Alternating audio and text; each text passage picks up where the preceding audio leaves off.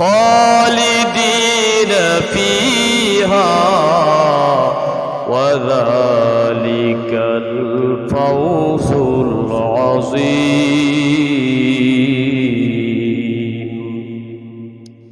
আল্লাহ পাক রব্বুল আলামিন বলেন ওমাই ইউতিল্লাহ ওয়ার রাসূল যেই ব্যক্তি আল্লাহ তাআলার আনুগত্য করবে এবং রাসূলহু তার রাসূলের আনুগত্য করবে রাসূলের অনুসরণ অনুকরণ করবে ইদখিলুহু জান্নাতিন তাজরি মিন তাহতিহাল আনহার আল্লাহ পাক তাকে এমন জান্নাতে প্রবেশ করাবেন যেই জান্নাতের তলদেশের নহর জারি হয়ে আছে সুবহানাল্লাহ যেই জান্নাতের তলদেশের নহর সমূহ জারি খালিদিনা ফিহা তারা চিরকাল সেখানে অবস্থান করবে ওয়াযালিকাল ফাওজুল আযীম আর এটা হচ্ছে তাদের জন্য মহা সাফল্য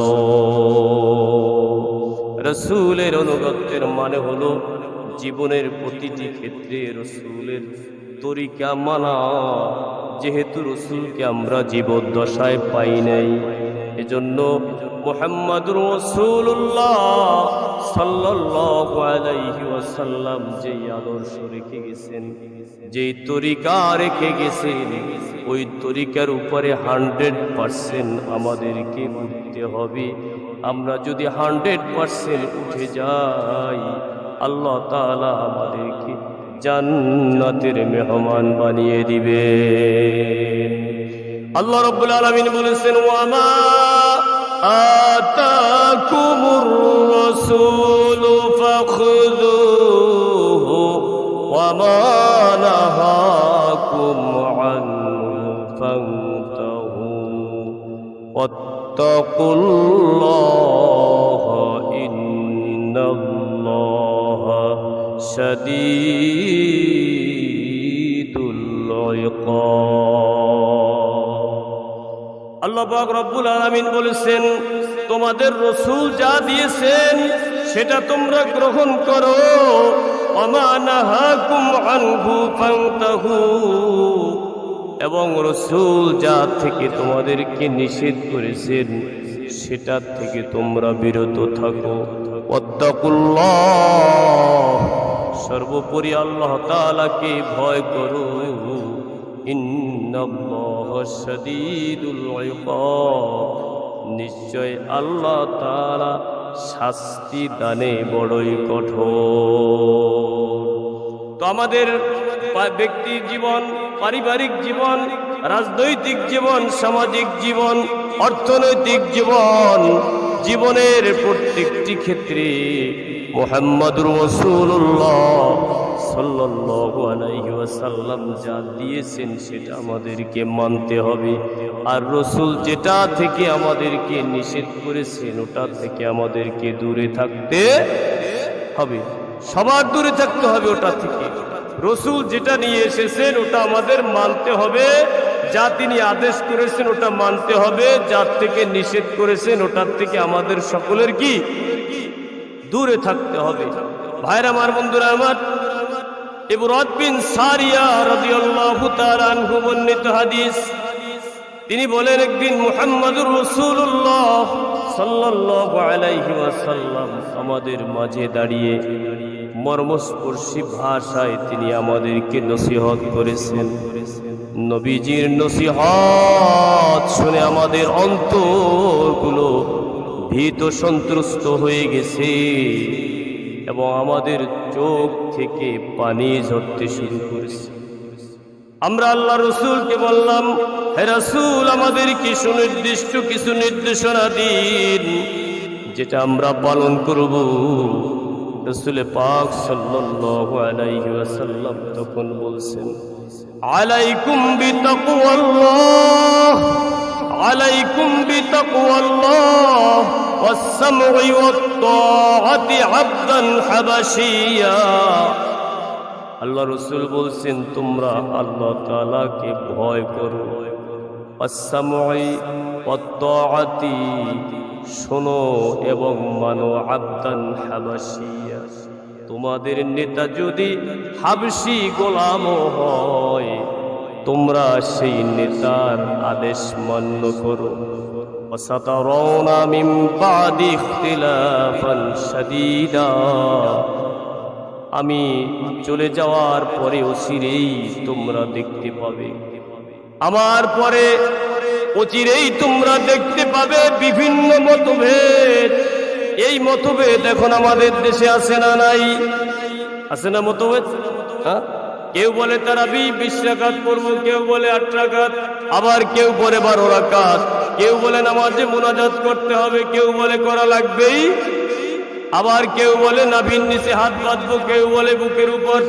বিভিন্ন মতভেদ এখন সব জায়গায় বিরাজমান। কেউ বলে ওয়ালাদ-দাল্লিন পড়বো, কেউ বলে যাল্লিন পড়বো, কেউ বলে এটা করব, কেউ বলে ওটা করব। রাসূল বলছেন আমার পরে অচিরেই তোমরা বিভিন্ন মতভেদ দেখতে পাবে। এই মতভেদ যখন তোমরা দেখতে পাবে তখন তোমরা কি করবে? তখন তোমরা কি করবে? আলাইকুম বিসুন্নতি ওয়া সুন্নাতিল খুলাফাইর রাশিদিনিল মাহদিয়িন। আল্লাহর নবী বলেন তখন তোমরা আমার সুন্নাত অবলম্বন করবে, ওয়া সুন্নাতিল খুলাফাইর রাশিদিনিল মাহদিয়িন, আমার হেদায়াত প্রাপ্ত খোলাফায়ে রাশিদিন যারা আছে তাদের সুন্নাত তোমরা অবলম্বন করবে।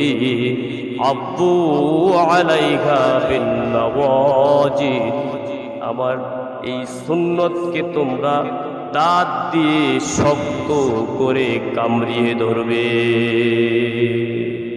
রাসূল বলছেন আলাইকুম বিসুন্নতি ওয়া সুন্নাতিল খুলাফাইর রাশিদিনিল মাহদিয়িন। যখন মতভেদ শুরু হবে, বিভিন্ন মতভেদ দেখতে পাবে, তখন তোমরা কি করবে? আমার সুন্নাত অবলম্বন করবে, আমার খোলাফায়ে রাশিদিনদের সুন্নাত অবলম্বন করবে। তো রাসূল পাকের সুন্নাত আমরা অবলম্বন করব। আমরা যে জুমার দ্বিতীয় আজান দেই হযরত ওসমানের সুন্নাত, এই জুমার দ্বিতীয় আজান দেওয়া এই সুন্নাতটা মানা মানে হযরত ওসমানের সুন্নাত মানা, আর হযরত ওসমানের সুন্নাত মানা মানে রাসূলের সুন্নাত মানা।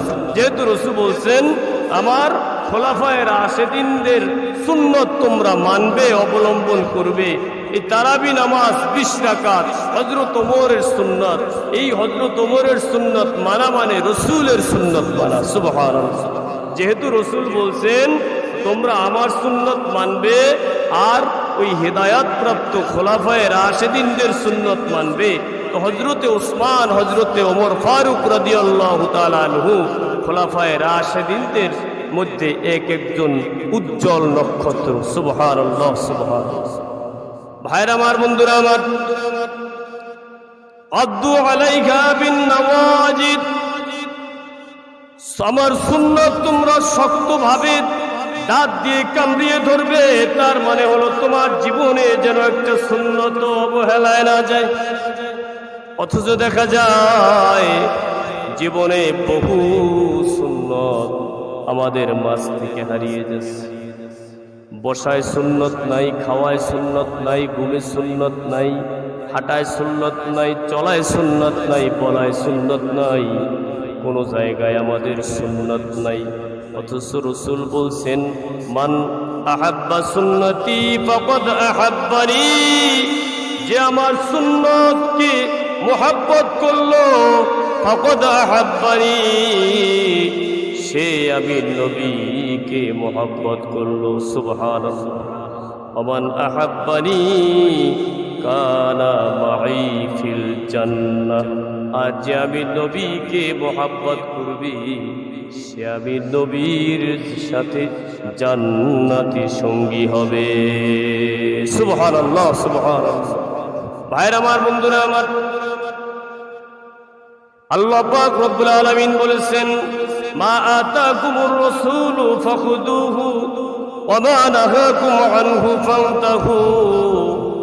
আমার নবী যা নিয়ে এসেছেন, যা তোমাদেরকে দিয়েছেন, যা করতে বলেছেন ওটা তোমরা করবা, আর যেটা আবার নবী করতে নিষেধ করেছেন ওটা তোমরা করবা না। ইবনে মাসউদ রাদিয়াল্লাহু তাআলা আনহু বক্তৃতাকালে বলেন, আল্লাহ তাআলা ওই সমস্ত ফ্যাশনকারিনী নারীদের উপর লানত করেছেন, যেই সমস্ত নারীরা শরীরে উল্কি করে, নিজেরা উল্কি করে, উল্কি আঁকায় এবং ভুরু প্লাগ করে, মুখের সৌন্দর্য বৃদ্ধি করার জন্য সামনের দাঁতের মধ্যে ফাঁকা সৃষ্টি করে, সামনের দুই দাঁতের মাঝখানে ফাঁকা তৈরি করে। আল্লাহ পাক রব্বুল আলামিন এই নারীদের উপর লানত করেছেন। এক মহিলা এই কথা শোনার পরে বলে, আপনি কোথায় পাইছেন এই কথা, কোথায় পাইছেন? তখন হযরত ইবনে মাসউদ রাদিয়াল্লাহু তাআলা আনহু বলেন, এই তুমি কি কোরআন পড়োনি? বলে, হ্যাঁ, আমি কোরআন শুরু থেকে শেষ পর্যন্ত পড়েছি। তাইলে তুমি যদি কোরআন পড়ে থাকো, তাইলে আল্লাহ তাআলা যে আয়াতে কারিমা দিয়েছেন, মা আতাকুমুর রাসূলু ফাখুযুহু, আমার রাসূল তোমাদেরকে যা দিয়েছেন, যা নিয়ে এসেছেন ওটা তোমরা মানো, যা আদেশ করেছেন ওটা মানবা। ওমা নাহাকুম আনহু ফান্তাহু, যা থেকে নিষেধ করেছেন ওইটা থেকে তোমরা বিরত থাকবা। রসুল শরীরে উল্কি আঁকতে নিষেধ করেছেন, উল্কি আঁকাতে নিষেধ করেছেন। রসুল বুরু প্লাগ করতে নিষেধ করেছেন। রসুল বেপর্দা চলতে নিষেধ করেছেন। রসুল দুই দাঁতের মধ্যে ফাঁকা করতে নিষেধ করেছেন। রসুল মহিলাদের জন্য পারফিউম ইউজ করে বাহিরে বের হতে নিষেধ করেছেন। রসুল নারীদের কণ্ঠস্বরকে উঁচু করতে নিষেধ করেছেন। এইগুলা সব আল্লাহ রসুলের নিষেধ। রসুলের নিষেধ সত্ত্বেও নারীদের মধ্যে যদি এই বাজে অভ্যাসগুলা থাকে, রসুল ওই নারীদের উপর লানত করেন, অভিশাপ করেন। আল্লাহ জাল্লা শানুহু ওই নারীদের উপর অভিশাপ করে। এজন্য ভাইয়ের আমার, বন্ধুরা আমার, আপনার আমার জীবনের প্রত্যেকটি ক্ষেত্রে রসুলের অনুসরণ আর অনুকরণ করতে হবে। রাজি তো সবাই ইনশাআল্লাহ?